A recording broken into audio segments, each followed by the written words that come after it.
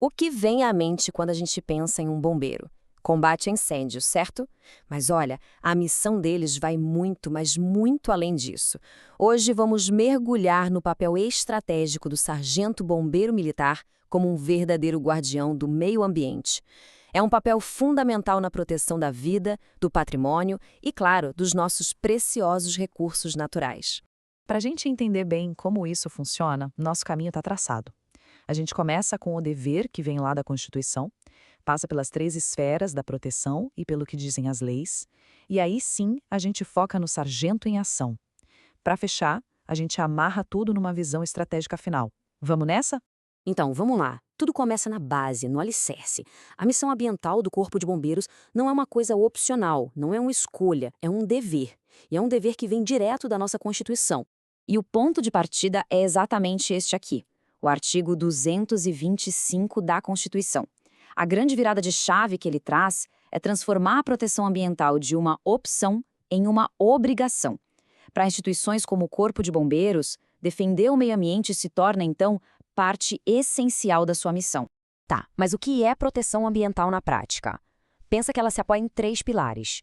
Primeiro, prevenção, para evitar que o dano aconteça. Segundo, correção, para agir quando ele já ocorreu. E terceiro, educação, para construir uma cultura de preservação. É uma abordagem completa que olha o problema por todos os lados. E é muito importante entender que essa responsabilidade não é de uma pessoa ou de um órgão só, ela é compartilhada. A gente pode enxergar isso em 3 níveis, 3 esferas diferentes, mas que estão o tempo todo conectadas. A primeira esfera, a mais próxima da gente, é a individual. São as nossas atitudes do dia a dia, sabe? E aqui o bombeiro militar tem um papel duplo. Além de ser um cidadão, ele atua como um multiplicador de boas práticas, um verdadeiro exemplo na sua comunidade. Ele inspira e educa. Em seguida, a gente tem a esfera institucional. Esse aqui é, digamos, o campo de jogo principal do Corpo de Bombeiros. É aqui que a gente vê as ações diretas acontecendo. Combate a incêndios florestais, contenção de produtos perigosos, enfim, é a instituição em movimento. E, por fim, a esfera governamental, que é quem cria o sistema todo. É o poder público que define as regras do jogo, que formula as políticas e as leis. Por isso, as ações do Corpo de Bombeiros não são isoladas. Elas se encaixam numa estratégia muito maior, pensada em nível estadual e nacional. E isso já nos leva direto para o nosso próximo ponto.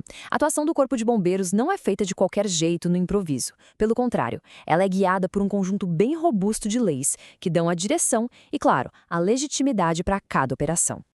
Olha só que interessante essa linha do tempo. Ela mostra bem essa evolução. Começou lá em 1981 com a Política Nacional do Meio Ambiente. Depois vieram leis sobre recursos hídricos, sobre crimes ambientais, e assim foi se construindo uma base legal muito sólida. Cada nova lei não só adicionou responsabilidades, mas também deu ao Corpo de Bombeiros novas ferramentas para agir. Certo. Agora vamos afunilar o nosso foco. Como é que toda essa estrutura constitucional, legal, teórica, se transforma em ação de verdade, lá no terreno? A resposta está na figura do segundo sargento. Ele é o elo crítico, a peça que liga o plano à execução. E as funções do sargento nesse contexto são bem complexas e exigem uma habilidade tremenda. Não é só coordenar equipes no terreno, é sobre dialogar com outros órgãos, analisar riscos em tempo real e ainda documentar tudo em relatórios que vão guiar as decisões lá na frente. É, na essência, um papel de liderança técnica. E essa citação, olha, é perfeita. Pensa comigo, não adianta nada ter a melhor técnica do mundo para apagar um incêndio se a pessoa não entende nada daquele terreno. A verdadeira liderança numa crise ambiental nasce justamente dessa compreensão, dessa inteligência territorial. Com isso, a gente chega à nossa conclusão. O papel do segundo sargento moderno evoluiu. Ele transcendeu aquela imagem de ser apenas quem responde a uma emergência para se tornar um verdadeiro líder técnico ambiental. A pergunta que fica é essa: o que realmente define essa evolução? O que, no fundo, diferencia a atuação mais tradicional da liderança técnica ambiental que a gente está descrevendo aqui? A resposta está na visão holística, sabe? É a capacidade de enxergar além da resposta imediata. Um líder técnico ambiental de verdade atua no antes, com o planejamento, no durante, com a resposta, e no depois, com a avaliação e o aprendizado. É um ciclo completo de proteção. E para encerrar, fica aqui uma reflexão. Ao investir em prevenção e educação hoje, de que forma o sargento e todo o corpo de bombeiros estão, na verdade, construindo um futuro com menos emergências e mais resiliência?